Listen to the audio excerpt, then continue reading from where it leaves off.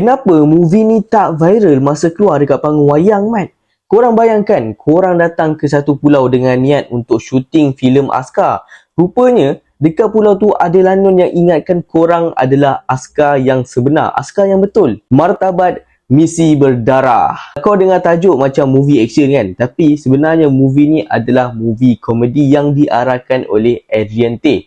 Movie ni bukan setakat banyak gila artis cameo, tapi banyak gila movie-movie yang didirect oleh Adrian Tay dimention dalam movie ni. Contohnya macam movie Malbat. Movie ni mengisahkan tentang beberapa pelakon tambahan yang datang dengan harapan untuk menjadi pelakon terkenal satu hari nanti.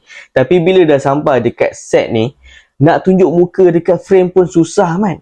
Datang pula beberapa lanun yang macam Jack Sparrow yang cuba halau diorang sebelum barang diorang ni sampai dekat pulau tu. Actually bagi aku semua casting dalam movie ni is perfect. Sejujurnya aku dah lama tak dapat movie lokal komedi yang betul-betul kelakar. Dan masa aku tonton movie ni, banyak gila scene-scene komedi yang memang totally sampai.